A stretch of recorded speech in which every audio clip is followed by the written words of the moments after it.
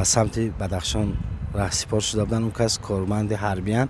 من زنگ میزنم به تلفن ما کسی جواب نمیگوید. آخرین بار ساعت 12 شب همراهشون گپ زده بودم. ما راستی در یک حالتی هستیم که نمیدونیم چی کار کنیم. یک فرزند دارن، دخترچه. باید که همین ماهای آینده زنشان باز در یگان سامانه‌های اینترنتی گفتن نشده است که 2 نفر گم شدن، یعنی با ماشین به دریا رفته است. اگر یگان خبر و اطلاع دارید از این برادر عزیز ما، با برادر شهرت جان زنگ زنید. بیننده عزیز، برای ادامه دیدن ویدیو گزارش ما یک لحظه توجه. شرکت انصاف شرکتی است که در فدراسیون روسیه ثبت نام شده است و برای فروش چیپته‌های هواپیمایی برای شما خدمت رسانی می‌کند. اگر شما از شهرهای فدراسیون روسیه می‌خواهید به تاجیکستان و ازبکستان سفر کنید و یا برعکس از تاجیکستان و ازبکستان به دلخواه شهرهای فدراسیون روسیه و در این برابر برای تمام جهان شما می‌خواهید که یگان چیپته هواپیمایی خریداری کنید، از خانه نشسته میتونید چیپته درخواست کنید. طریق آنلاین یگان خرج زیادی نمیکنید و یا زنگ تلفن اینجا هست، رقم تلفنشون رو میگذاریم توسط واتساپ. و یک چیز دیگه است که نرخ خیلی دسترس است برای شما تشویش زیادی نمیکشید. و همزمان شرکت انصاف در برابر فروش چیپته ها برای شما یک خدمت رسانی دیگر رو پیشنهاد میکند که شما میتوانید مال و کالا، تجهیزات از قبیل تلفن، نوتبوک، نمیدونم چیزای مال و کالای سبک، دارو، حجت، هر سند دیگری که هست از تاجیکستان و ازبکستان به شهرهای فدراسیون روسیه یا برعکس از شهرهای فدراسیون روسیه به تاجیکستان و ازبکستان میتونید انتقال دهید توسط شرکت انصاف که در اینجا رقم تلفن و واتساپشون رو میبینید. و علاوه شرح بیشتر در جای اپیسانی هست. از خدمت رسانی شرکت انصاف استفاده برید، پشیمان نخواهید شد. میرویم برای ادامه ویدیو گزارش ما را دیدن. درود بیننده عزیز شبکه شما دلیر مالی، امیدوارم شما خوب و خوش و سلامت هستید. شهر دوشنبه است، نزد بینوی توقی نویسنده ها خیابان اسماعیل سامانی و در نزد ما حضور دارد برادر شهروند جمهوری تاجیکستان شهرت کمالوف. برادر ما برای یک خواهش و درخواست و پیشنهاد آمدن نزد ما که دقیق‌تر با خودشون صحبت میکنیم. و خواهش شما چی از پیشنهاد شما از ما چی از صحیفه ما؟ من خواهش دارم از شما که در جان که ما یک دستگیری کنید و همین در رسانه‌های اجتماعی بگین که مثلا هم برادر من کمالوف سنگلی سنه تولد 1990 روز 20 می بی‌درک شدن در راه درواز به سمت بدخشان رهسپار شده بودن. اون کس کارمند حربیان، ولی از جای کارشون، از وزارت ها، از دیگر جایی که باید که به ما خبر رسونن یگان خبر نیست. ولی یک لحظه، رتبه برادرتون چی بود؟ سرژانت کلان. سرژانت کلان. به حیث کی کار میکرد و در کجا؟ به حیث راننده در همین امونی وزارت کار داخله. بله. خب چی شد بعداً به ما زنگ زده گفتن روز 20 می که دعوت کردن به جای کارشون معاون وزیر کارهای داخله، گفتن که همین خیلی برادرتون با یک همراهشون در دریای درواز غرق شدن و دیگر بعد از همین یگان خط و خبر نیست از اون کس. من زنگ میزنم به تلفن‌های من کسی جواب نمیگوید. من خواهش میکنم که به تلفن‌های من جواب گویم، برای که در خانه زن و فرزندش انتظارن، اون خش تبرو انتظارن. ما نمیدونیم در کدام وضع ما قرار دارن. معاون یادتون هست دقیقاً رتبهش چی بود؟ نام و فامیلش یادتون هست یا نه؟ یاد نیست نامشون، راستی فراموش کردم. ژنرال بودن. بله. گفتن که ما با شما تماس میگیریم. گفتن رقمای تلفنی منو گرفتن، در زیر دستاشون گفتن که نوشته کنید، در هر حالت خبردار کنید که چی گپ است، چی خبر است.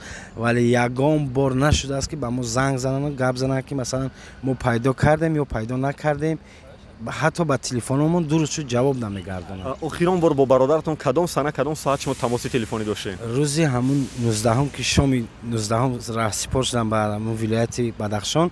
اخیران بار ساعت 12 شب همراهشون گپ زده بودم که گفتن ما از کلاب بیرون شدیم، از شهر کلاب برآمدیم. در صحبتشون یگان نگرانی یگان چیز احساس میشد که خیلی آرام بودن؟ نه خیلی آرام بودن و یا یکم بار نرفته بودن، بسیار میرفتن، راستی یک چند مرتبه رفته بودن، لیکن همین دفعه همه خیلی نمیدونم چی بگم.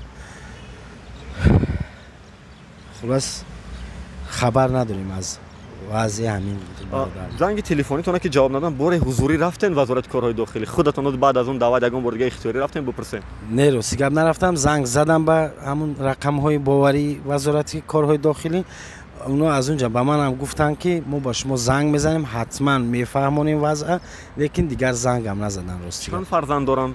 یک فرزند دارن، دخترچه. باید که همین ماهای آینده زنشان باز امیدوارم. حالی از اویلا کی خبر دارد از نابود شدن پسرت، برادرت، یعنی گم شدنش؟ همه اویلا خبر دارن. حتی با دریا رفتنشون هم خبر؟ با دریا رفتنشون هم خبر دارن. همه خبر داریم. ما راستی در یک حالتی هستیم که نمیدونیم چی کار کنیم. یعنی شما انتظارت که خدا کنه که برادر زنده باشن؟ خدا کرده باشد که زنده باشد. امیدواریم. ولی خواهش و درخواست پیشنهادی شما چی است؟ خواهش درخواست من همین است که همین مقامات هایی که دخل دارن با ما یک کمک کنن یا که یک خبر رسونن که او هست یا نیست. با ما من مراجعت میکنم که هر حالتی هست نیست با من زنگ زنن، تماس بگیرن، از وضع حال خبردار کنن که من نمیدونم چی کار کردن. راستی شما به ایشون گفته بودید که اگر دوام این 3-4 روز شما با ما اطلاع ندید، زنگ ما را جواب ندید، شاید توسط وسایل اخبار ما خبر میتیم؟ بله من گفته بودم. من هم در وزارت در قبولگاه وزیری همون کارهای داخلی گفته بودم همین کار گفتن که ما یعنی که خبردار میکنیم، ولی خبردار نکردن. در جای کارشون هم یعنی امان هست، همون جایی که کارشون هست در اونا هم گفته بودم که اگر که شما نمیتونید من برای رئیس شهر به محترم رستم امامی مراجعت میکنم، برای رئیس دستگاه آزاده رحمان مراجعت میکنم که همین وضع وای کنن، یعنی که سنجیده برای که چی حالت است. در یگان سامانه‌های اینترنتی گفتن نشده است که 2 نفر گم شدن، یعنی با ماشین به دریا رفته است. نفر دوم یگان اطلاع داره درباره شما؟ یگان اطلاع نداره. نفر دوم اطلاع نداره. خب البته ما هم در برابر شهروند عزیز برادر شهرت کمالوف خواهش میکنیم از مقامات تفتیشاتی و انتظامی که اگر چنین یک اطلاع از این برادری ما دارین با دوستاش خبر تین، با اویلاش خبر تین، نام و نسب یک بار دیگه. کمالوف سنگلی رجب علیویچ. در میان این صحبت عکس و ویدیویی که برای ما فرستادید با اجازه نشر کنید؟ با اجازه هست. بله. خواهش میکنم در برابر از شهروندا که در لبلب دریای 5 اگر زندگی میکنید، کار فعالیت دارین، از درواز تا این طرف اگر اگه خبر و اطلاع دارید از این برادر عزیز ما، با برادر شهرت جان زنگ زنید. اجازه هست که رقم تلفنتون ما مونیم؟ چند است یک بار دیگه بگین شما رقم تلفنتون؟ 88 30 71 2 0. 88 30 71 2 0. به این رقم زنگ زنید و اینجا ما رقم تلفنشون هم میگذاریم. خدا کند که این افسر وطن، این افسر ملت زنده و سلامت همراهش که 2 نفره بودن به نزد فرزندا و اویلشون برگردن و خدا کند که ما ویدیو گزارش بعدی مونه سر یک پیاله چای برای شما پیشنهاد کنیم که من این برادر افسری که نابود شده بودن، یعنی گم شده بودن، ما پیداش کردیم. خدا کنه که ما زنده و سلامت اونا را ببینیم و همراه یک شهرت‌ها و برادرشون چای بخوریم، یک جا ویدیو را برای شما پیشنهاد کنیم. در غیر صورت هر حالت و وضعیتی که هست خواهش میکنم شهروندان را به اطلاع نگذارین، مقامات مربوطه زنگ زنین بهشون. آخر صحبت اگر اون چی گفتنی باشین خودتون. باقی سلامت باشید اکا جان، که انتظاریم که یگان خبر خوش پیدا میکنیم. سربلند باشید. زنده باد صلح، ثبات، آرامش در روی دنیا و در تاجیکستان. بدرود تا درودهای دیگر.